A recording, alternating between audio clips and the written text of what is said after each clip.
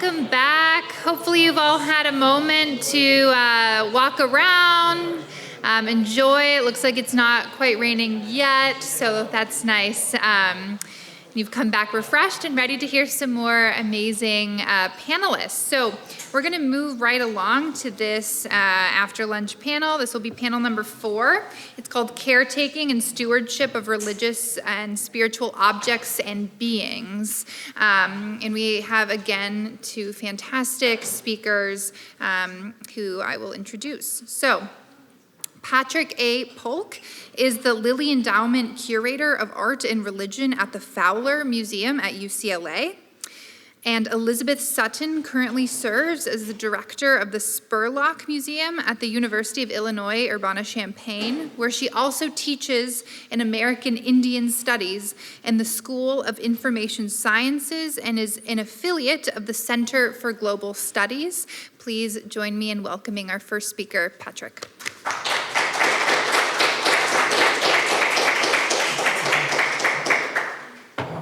Thank you. All right, this looks like this is the advance for the slides? Yes. Yeah, excellent, good. Oh, wow. Again, I'd like to thank Emily and everybody at the Racklin Murphy and the Lilly Endowment and all of you for giving us this space together. It's been amazing, and I'm looking forward to all the other presentations.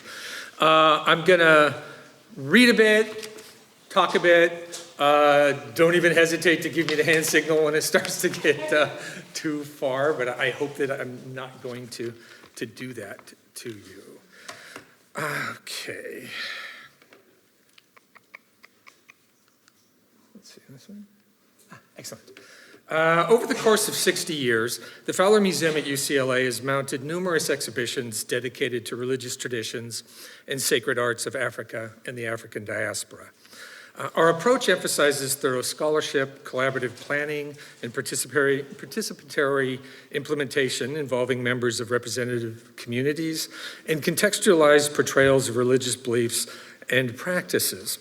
In the words of our late former Deputy Director and Chief Curator, Mary Nuda Roberts, our goal has been to exhibit, quote, works of spiritual devotion in culturally affirming and paradigm-shifting ways, end quote.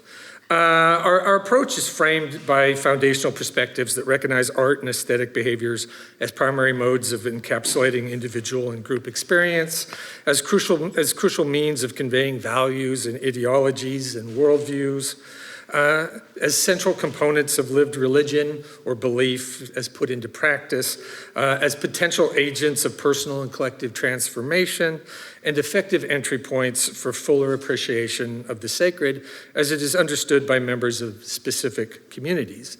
And I won't go over the points, most of the points on there, you can read them, and it again kind of frames sort of what we try to do increasingly in our exhibitions, certainly related to religion and spiritual practices. The last 2 points I want to highlight in particular, because that's kind of where we're going to end up in what I present today. Again, this idea of the really real. What does that mean? I mean, we've been talking about it in a lot of ways, kind of the discussion of encounters we had last night, the really real as that being in the presence of or coming into fuller connection with the divine. The really real maybe is just to think about the authentic, the real experience, the thing that people go, that's it. I think that you got it, whether you intended to or not. Leads to the last point there is sort of what happens when it is really real. And particularly maybe in really real ways that you didn't expect or anticipate. And so we're gonna work our way to that. Okay, well, it went the wrong way. Okay. Perspectives such as the above shaped the nearly decade-long planning for the sacred arts of Haitian Vodou, which epitomized the developing Fowler approach to religion. The first comprehensive museum portrayal of Vodou, it brought together practitioners, scholars, and a wide range of community advisors. In the words of curator Donald J. Cosentino, we wanted people to have a better sense of Haitian culture and Vodou's place in that culture to break stereotypes people have of Vodou. And what emerged in that exhibition, and the thing that became part of a lot of the exhibitions that we've done over several decades, was putting a focus on altars or shrines, spaces of worship, presented in as a near to real context that we could manage. The more recent exhibition, Ashe Bahia, continued this trajectory, exploring the complexities of race, religion, and cultural affiliation in Brazil, and the provocative ways in which artists have experienced and responded creatively to prevailing realities of Afro-Brazilian identity in Bahia. And I have to shout out Professor Barton, who's over here, who is such an important voice, an incredible voice for this campus in terms of African and African diasporic religions, and particularly Brazil.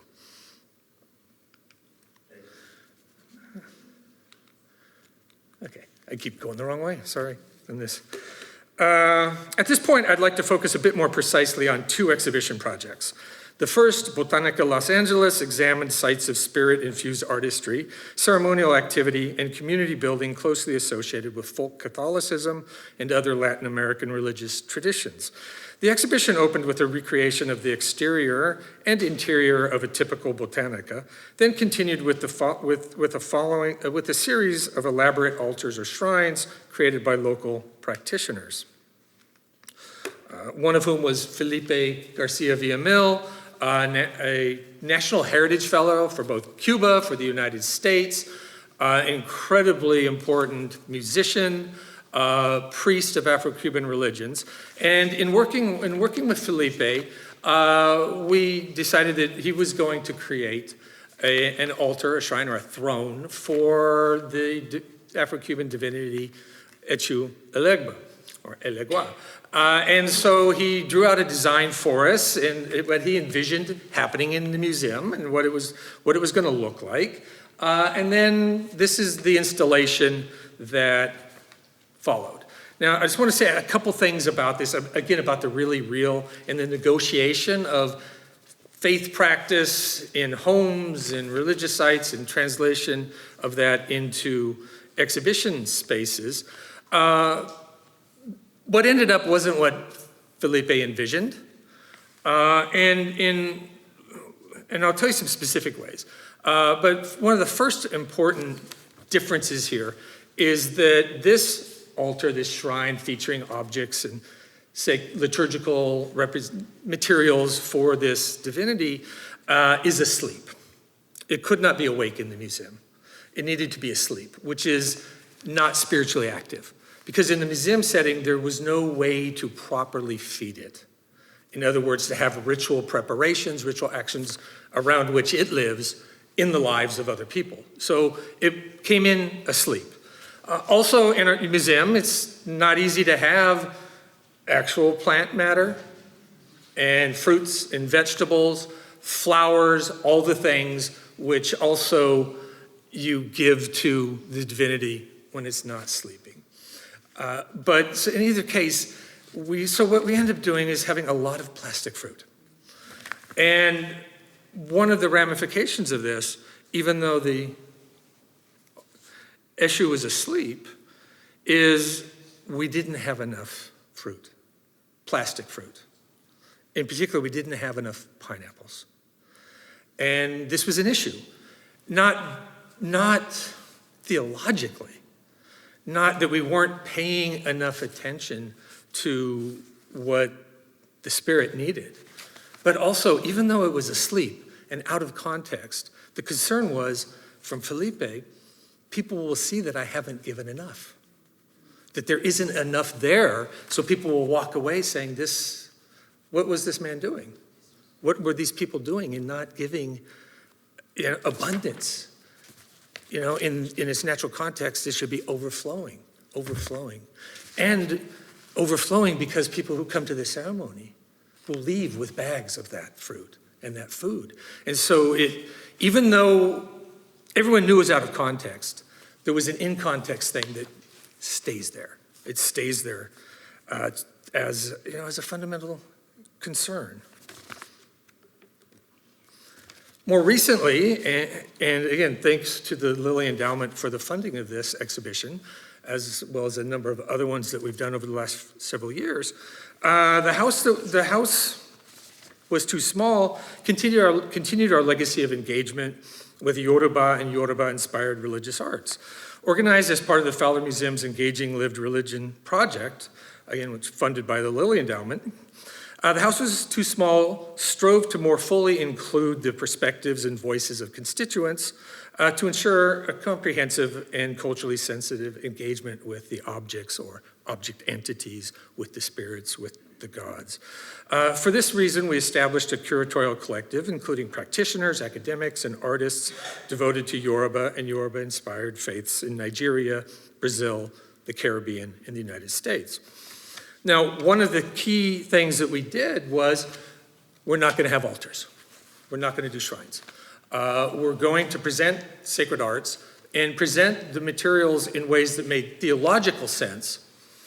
So the ordering of objects, the placement of things that represent different orishas, different divinities, were laid out so that the objects were in appropriate relationship based on spiritual affinities, compatibility. And we had decided amongst all of the advisors and the curatorial team that, we're not going to do the altar and shrine thing because that gets a little sticky. Gets a little, sometimes the opposite of the really real. And so this was our approach. And we worked with Felipe Garcia Villamil again to reinstall pieces that had been in the exhibition 20 years earlier, again, to give a sense of how you materially represent, metaphysical, spiritual essences. And again, just real quickly, the distinction between how Eshu Elegba would live at the door of Felipe's house and how we had him at the door of the entrance of the museum, to try to have a spatial logic, a concept of where he's in the right place, but it's also not what is in Felipe's house. Here, still asleep, as opposed to awake in the home. So as a central part of and I've just a couple more slides here, I'm not sure how we're doing on time. As a part of the exhibition, the house was too small. We worked with several babalawos, diviners of the traditional Yoruba Ifa divination system, and we did divinations for the exhibition. They gave us a list of prohibitions, things we should and shouldn't do, again, to make sure that we were working not just with the system, within the system. That we're working within the system to the best that we can. And so we created this installation in a small alcove space that had the divining instruments in the back, over here in the image in the back there. This is from a 3D walkthrough that we created. It's on our website if you ever want to go through the exhibition in a virtual way. And in the back of the image there is a giant opal, which is a divination tray, in which you would communicate with Oromila and with divinities. And so we built this space, and it came out amazing. We had babalawos from Nigeria visited. It was real. It was really getting really, really real. And then we had to close the exhibition early because we had a flood. We had a flood that significantly impacted our building. And in fact, the waters came in to that space, did not hurt any objects. Floor buckled, and we ended up having everything had to be taken out and spend months and months and months redoing the building. So the pain of losing it then was compounded by a certain kind of pain that some of you sometimes are familiar with this. When somebody comes to your office and you're not expecting them, and they say these words, "Hey, there's something you better come look at." Right? Usually you're like, that's not good. Or, I mean, if you're lucky, like some of the art out here in the building, you're like, oh, apparition, yes. Yeah, I want to see it. So, but I was like, this isn't good. I'm going to have to go see what this is. So now let me walk you back to something a few years earlier. A dozen years before this exhibition, a little more, We did a retrospective on Jose, Padilla and his art. And in that space, he did an artist practitioner installation of an altar, a shrine, for a particular Afro-Cuban divinity, for a branch of religion, traditions rooted in Central Africa.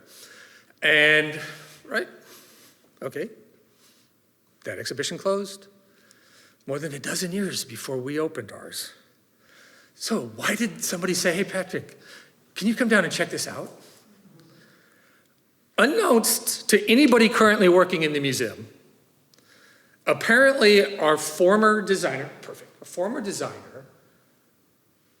did not deinstall the entire installation by Jose. Just put a false wall up over it. Left it there. Nobody knew. This is not good for a lot of reasons. Man. Why had a crucial part of the altar been preserved and hidden away? Was it out of respect for the art and artist? Was it a choice not to do violence to its artistic value? Why? But what would it mean for its religious essence or spiritual presence? Had it been trapped all these years? Yes. Was it hungry? Was it abandoned? You imagine the phone conversation I had to have with Jose. Hey, your artwork is actually still partially installed. And what this is a firma. It's a signature of a divinity. And what a firma does is opens a space between spaces. It brings the divine. It makes them present. It makes them active. It is there. It is alive. And it was shut in. From one point of view, here was the reason for the flood. You don't just display the sacred. You bring it in, and you must treat it with all due respect. From another perspective, it was a telling encounter with and critique of a different museum practice, one in which gods or ancestors or spirit objects came into the building to speak to audiences and for communities, but ended up hidden away even more out of place in a place that was already foreign. And of course, both interpretations are simply true. All right, thank you.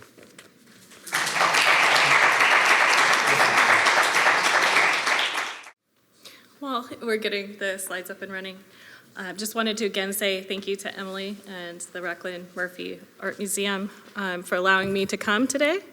And thank all of you for being here, truly. It really is a gift for me to get away from my real life, my daily life, and have the opportunity to share ideas, thoughts, space, and time with others. So thank you so much.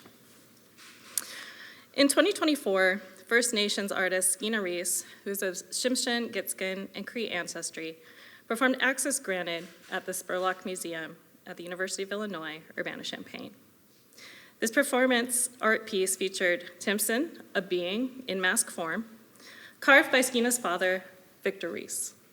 In a great act of trust, the Reese family decided to develop a shared care agreement with our museum, where we house and nurture Timpson by talking to him, singing to him, taking him out on walks, having him just be with us as another being, and taking him out into the community. In essence, we're treating him as the sentient being he is. He will periodically return to the Reese family in British Columbia, where he can hear his own language, hang out at home, be in the lands in which he was born. And this contemplative practice of caring for Timpson has much advanced our efforts to build and sustain an ethos of care by challenging and broadening our understanding of the needs of art, belongings, and beings in our care. And perhaps most unexpectedly, we have found that by making the time and space for these practices, Timpson actually nurtures us as well in this relationship of reciprocal care. So before we dive into Timpson, I really feel like I need to provide some context for how this came about and what we're doing. I also think I need to provide a little bit of context about myself. Because although I did study art history as an undergrad, my graduate work was all in anthropology and archaeology.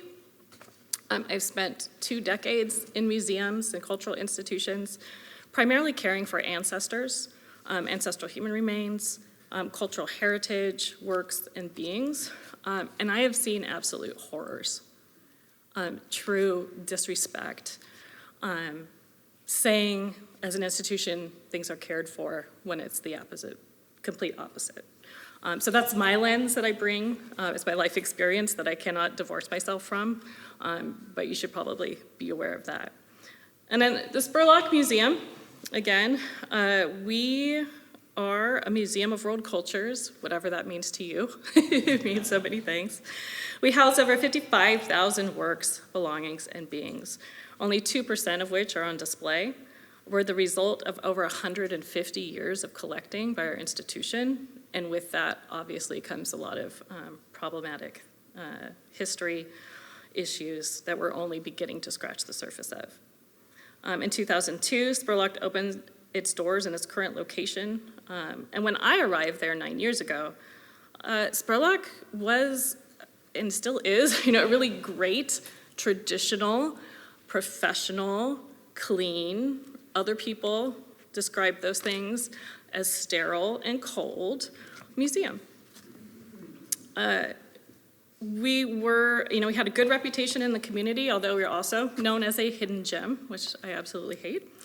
We had really a knowledgeable staff. Visitation was kind of low in my opinion. And it was really clear to me that the community, the staff, the institution as a whole was ready for some change. So, as part of a new strategic planning process, we felt we really needed to make a bold step, and we didn't know what that was. But in all of our conversations, what came to the forefront is, could we, a museum, stop centering objects, but instead center people in our community? And I still don't know if that's possible. We've been at it for a little bit. I don't know if it's possible, but we're really, again, trying. So as part of this People First approach, we started to make changes, transitioning obviously from uniformed security guards to visitor services. Instead of presenting cultures as only existing in the past, when we developed our new exhibitions, they were developed around contemporary conversations and issues, and obviously collections add that historic context to those conversations. And we've become known on our campus as the space where you go to have difficult conversations. And that is both beautiful and hard, all wrapped into one.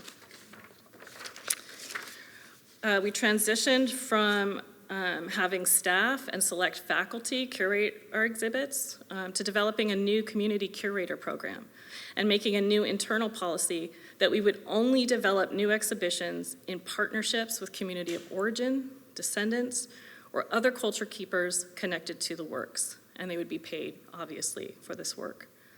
We really tried to curate conversations, not just exhibitions, and really, as part of this process, we're building trust with communities. And we really wanted to allow people to speak for themselves and for their own culture. We shifted how we saw our roles as the owners of collections to the caretakers of collections, beings, and works. And we started developing co-care agreements to reflect legally, because that's what my university understands, this relationship. With only 2% of our collections on display and usually behind glass or otherwise removed, we developed programs first for university students. So we went from having about 8 university classes a year to now every year we have over 10,000 university students come through our museum. This is an opportunity to get the collections and belongings and beings out of our storage and have them interact. Sometimes they are allowed to touch them. This happens in a very controlled space. Sometimes they look at them very closely, and other times, again, more at a distance. We initiated a voluntary repatriation program. And we're systematically reviewing all of our objects and beings and collections for ethical concerns. As an archaeologist, I'm constantly walking into museums, and this happens everywhere, and I see things I know were looted behind the glass. And I know in some instances how much force and violence it took to rip things off of buildings, off of tombs, off of graves. Last year I came across a work in our collection, and I had a student with me, and is originally from China, and we hadn't had time to really understand the historic inscription. And it was from a tomb of a child. And somebody traveling years ago had said, hey, this is kind of cool, let's take it back. I ripped it, had to chip it away and chip it out of the stone and bring it back. I don't want things in my museum that are problematic in this way. I mean, both legally and ethically. And so we're really trying our hardest to really understand and conduct research on every single item in our collection and then consult with the appropriate communities. So we're still in the process of revising our policies and procedures to account for these and other changes. It's not easy.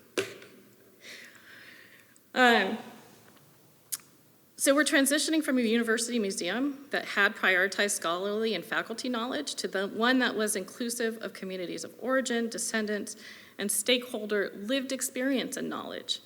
And we needed to do a lot of unlearning. So we had to unlearn what we understand best practices to be. We questioned why we were doing everything we were doing. We were rethinking who and what we listen to, what knowledge is prioritized, who has power over what is displayed and how it is interpreted. And really getting down to it, what does care mean? I think a lot of us come from a space where care means preservation, means trying to prevent natural processes of aging, no matter what. Locking things away, not honoring cultural beliefs that some things were not meant to last forever and that they shouldn't last forever, and not allowing beings to breathe, engage, and live. Understanding, again, that shutting things away is a type of death. And sometimes that's figuratively, and with some of the communities we work with and the beings that are in our care, doing what museums have always done is literally killing people's ancestors. It's not just in the abstract, it is very real. And it is causing additional harm to them and their communities in the present. Now, we had always been aware as the museum staff about some cultural sensitivities. So sometimes handling of certain works or beings is, by gender, you can handle or not handle, or things needed to be pointed in a certain direction. But again, we didn't really know all there is to know about the beings in our care, and we still don't to this day. So as we go through this decades-long process, we know we needed to find a way to understand and properly care for them, and it was really important to us that we, just on a regular daily basis, develop this ethos of care.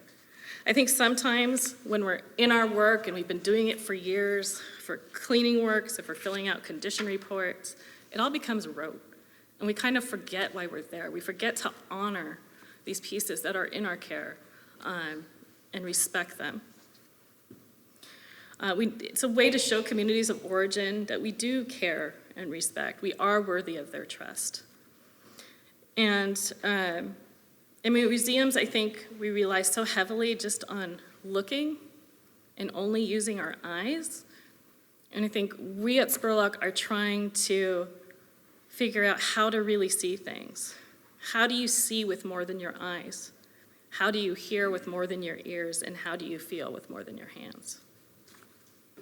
So with that introduction, I'd like to give you a brief overview of who Skeena and Tim Sim are. So Skeena Reese, again, is a First Nations artist based in British Columbia. Her multidisciplinary practice includes performance art, spoken word, humor, sacred clowning, writing, music, video, film, etc. She's an all-around artist and a beautiful human being.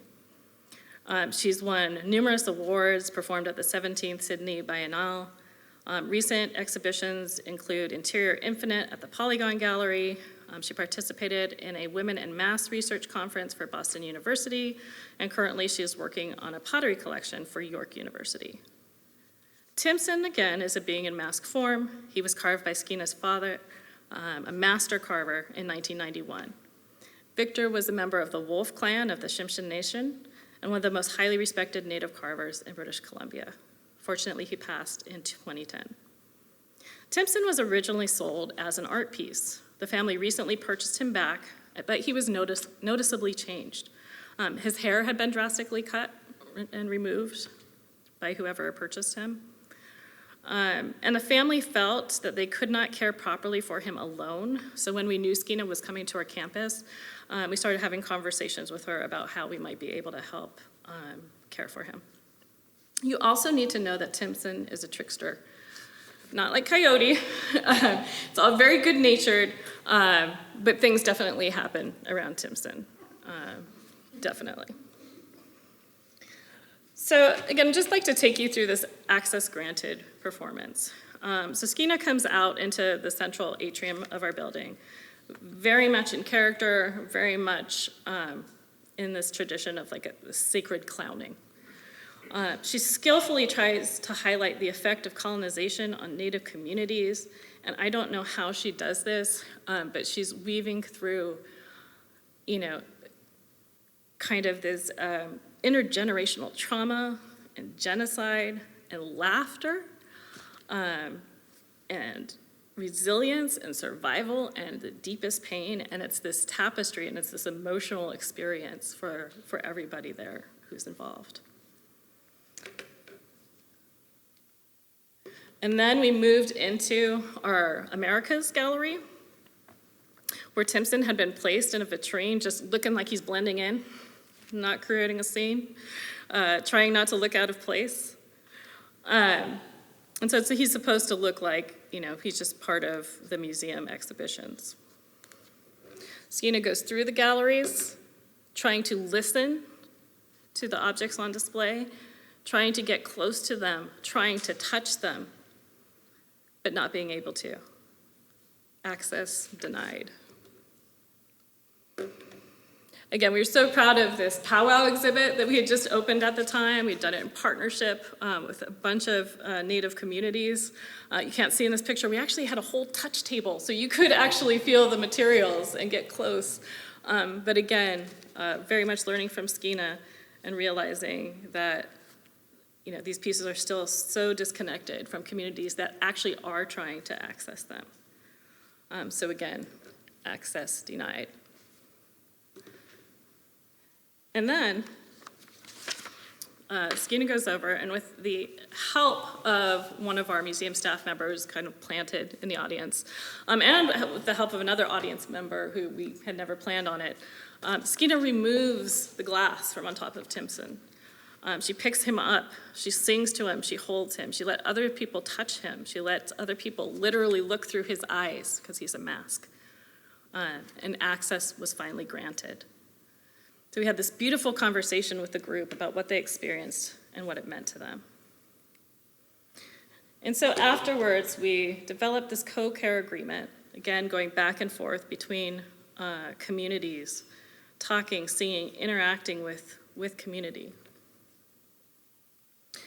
We modified this cat carrier backpack, thinking about as he's traveling on airplanes, how can we keep him safe, but how can he also see and experience at the same time? This is also helpful when you take him out and about to classes. On the left there, he's in somebody's car. So we write down journals for his experiences. And we keep that kind of with him at all times. We're currently working on a project with his family to develop an exhibit about this relationship, about his journeys, so that we can, again, more broadly share it with the public. We're going to be doing oral histories with the family, getting, again, feedback from our community and stories about him, and some of the shenanigans which he has instigated. So, Why do we want to develop this ethos of care at the Spurlock and hopefully at other museums? I think it's about building trust and community, and you can't do that without care and respect. You can't treat someone's cultural heritage as things or objects and have them trust you. You simply can't. Also, you cannot ask your staff to educate, lead, and do community building work unless they feel they are valued, paid a living wage, and that they are respected as well. It also simply can't work. And so this reciprocal care is this dynamic two-way exchange of respect, support, and empathy that results in mutual well-being. So you take the time to sense what beings are feeling and experiencing, stopping and making time in this world where there is no time. We have to make the time to think about others, to examine our own wellness and feelings, and to build empathy. We are slowly challenging ourselves and practicing care, and we are also being cared for. And it's really special to me that this one small being has really been instrumental in helping a whole institution to change. So it really only does take one. So my deepest thanks, especially to Timson, to Skeena Reese and the Reese family, and also Cassandra Smith, who's a faculty member who helped connect us to Skeena and this project, and again, a host of other offices on our campus who contributed. And thank you for listening.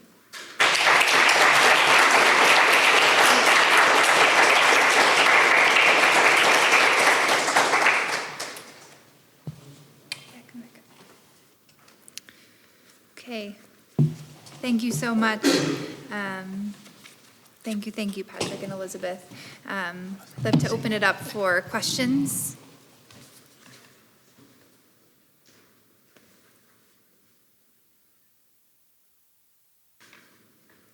Yes, go. Elizabeth, broadly speaking, how has your attendance, community acceptance of these changes been? I was just doing numbers the other day on my various reporting. In the last 9 years I've been there, our attendance has risen 300%. People come through our doors and tell us they feel like they're at home in a university campus that rarely feels at home to a lot of people. And again, it's not anything my staff and I have done. It really is this community space. And it's evolving. We still have so much work to do, but it's been really an honor to be part of that along with our community. And Patrick, Yes. following what you presented, did you have to do something, a ceremony or anything with or without Jose Padilla when you finally Yes. solved that? Yeah, and again, I'd hoped to mention that, but time flies. Basically what happened is I called up Jose and we discussed the situation and what the resolution was, because, I mean, it was the firma and all of this is put onto the wall directly. And it was meant to disappear, die, live its life and be gone. So he was stunned that it was still there, as we were.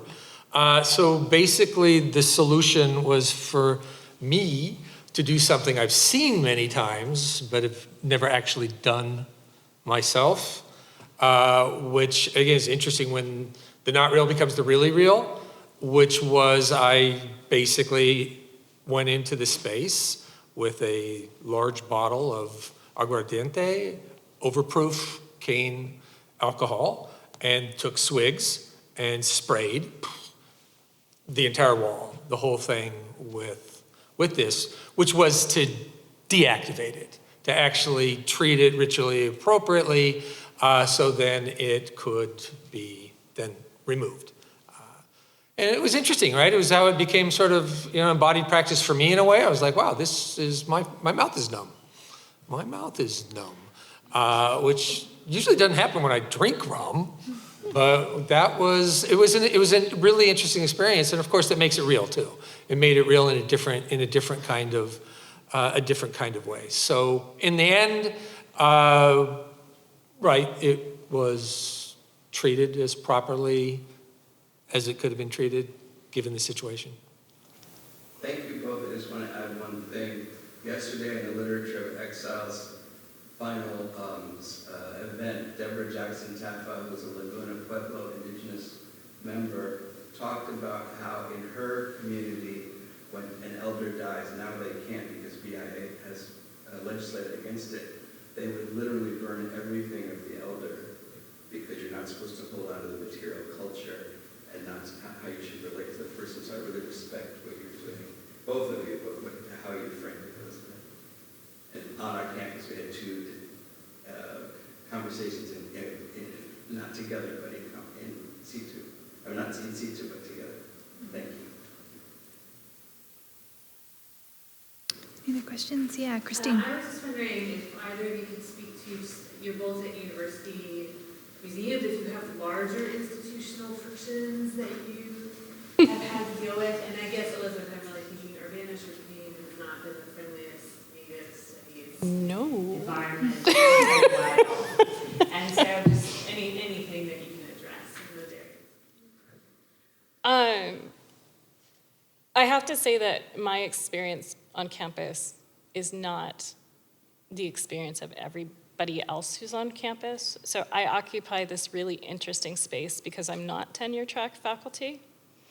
That has been a conscious choice. I mean, I do horribly as a tenure track faculty member.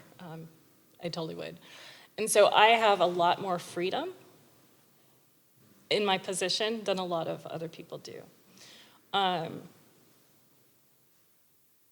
I think for much of the last 9 years, I've been given extraordinarily a lot of freedom. Freedom to work with American Indian Studies to help rebuild Native American House, to start addressing our mascot situation 25 years later, our NAGPRA situation, which Spurlock actually has, like Fowler, been in compliance since very early on, while the rest of our university has not. But since we started our voluntary repatriation program, it has been interesting. I now have to seek permission in places I haven't, but it's also led to some really good conversations. And I think I went to undergrad at UCLA, grad at UC Santa Barbara, and worked with Fowler a lot. So I say, like, we're very just our campuses are not. Like, we question where our central authorities is, and you have different departments doing different things, but it's created the opportunity. Now I'm working as of last month with the Illinois International Office to start repatriating 201 objects to Peru next month. Again, very voluntary. We felt we shouldn't have it. At the same time we were doing this, our art museum on campus was opening a new exhibition. They had the other half of this collection, and so they decided that they were making a new exhibition in partnership with some scholars down in Peru, and so very different approaches. And so it really highlighted the need to come up with some policies and procedures and best practices as we move forward. Yeah. I mean, just quickly for us, I think, and just echoing what she was saying, I think for us, because of NAGPRA and the buy-in at federal, state, and university level, in terms of appropriately handling and engaging with and returning Indigenous American First Nations, there's incredible support. After that, it becomes a lot more difficult because it's still, we're part of we're not even a tail on the dog, we're like a hair on the tail of a dog. At UCLA, I mean, honestly, I mean, now that UCLA is, well, we're at a sports campus here in Notre Dame. A lot of money goes into athletics. We're still waiting for our budget for this last academic year. And one thing we do know is that the athletic department left us in about a $200 million hole on the campus that is going to get covered somewhere. And at the very least, what that means is money that might come to a university, come to the museum, that might come to support programming and maintenance and all that is not as likely because you got to support and maintain the athletic program in ways that are so frustrating. And so I think that's where it comes down to us. I mean, she presented such a model of doing it. It's amazing.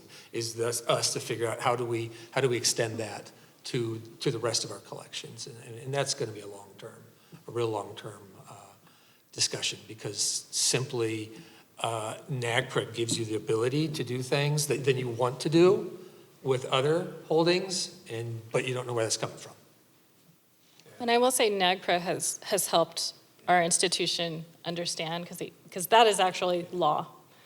And so we've been able to navigate a few things. So for instance, if our museum wanted to deaccession something, we could ask museums that are other museums owned by the state within Illinois, but if they declined, our only option would be to send it to surplus with like the old chairs and broken computers, which like we have a long list of things we'd love to deaccession, but I can't ethically do that.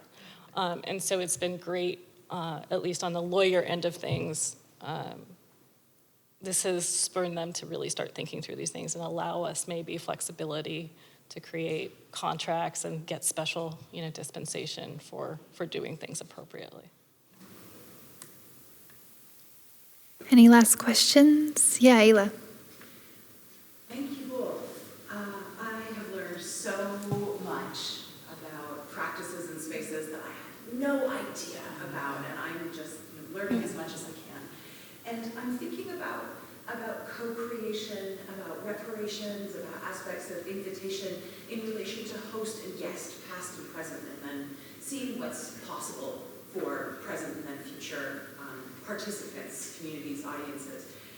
And I was trying to think of some kind of analogy, which will be so imperfect, with a couple of the things that both of you described. One where like your mouth was numb because you were entering into this ritual. It was a very difficult situation. And that when you were speaking about this astonishing object, and I'm from British Columbia, so it's great to see it. But I think the words you were using are that this divine being is alive. Super extraordinary, right? So the kind of analogy I can think of is a curator coming into a place in a museum and engaging with a Christian object by getting some holy water, sprinkling holy water on that object, and saying a prayer of blessing, and then praying to Jesus, whether they're a Christian or not. And so I'm super curious about how that works in terms of language and embodiment and participation with these astonishing encounters.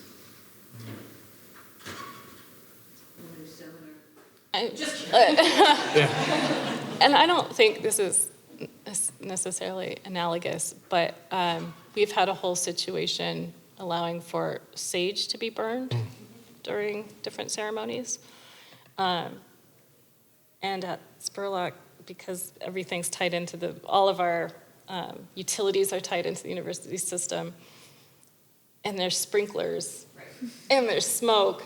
And usually if we have like 2 days notice, we can make these things happen, but sometimes people show up and things happen. Our new manager of repatriation and ethical practice is also Native, and we have visitors from communities, Native and otherwise, many of whom, again, want to engage in this practice. And so partnering with our Native America House to figure out, is there a space that we can dedicate to Spurlock, and how will that work? Thankfully, we've been doing it long enough that the university is aware, and we really treat our facilities people really well, because it's so important that they feel part of this process and part of the problem solving of it all. So it's really beautiful to see like plumbers and the sprinkler people come out and really, understand. And as soon as you explain it, you think it would be difficult for people not engaged in these practices or art to understand, but it's really not. It's about respect, and that really is easy to convey. Yeah. I mean, I think for us, again, is about understanding that you're approaching from a different perspective. And particularly when you understand that change is moving from object to being, and that brings personhood and then responsibilities based on that.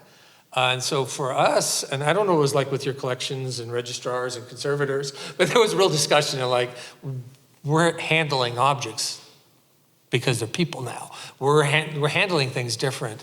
And that means that for us, in terms of practicality, opening the collections so that represented communities can have access in ways that they didn't before. For Bahia, for the Yoruba show, the diviners that were involved with the show divined with objects, beings from the collection, gave them new life, new use in the show, and we've left it so that access is still there. The one other quick thing I'll say, just in terms of the changes, is we're really shifting from collecting to repatriating. So we have recently repatriated ancestors, relatives to Hawaii, to multiple indigenous groups in Australia.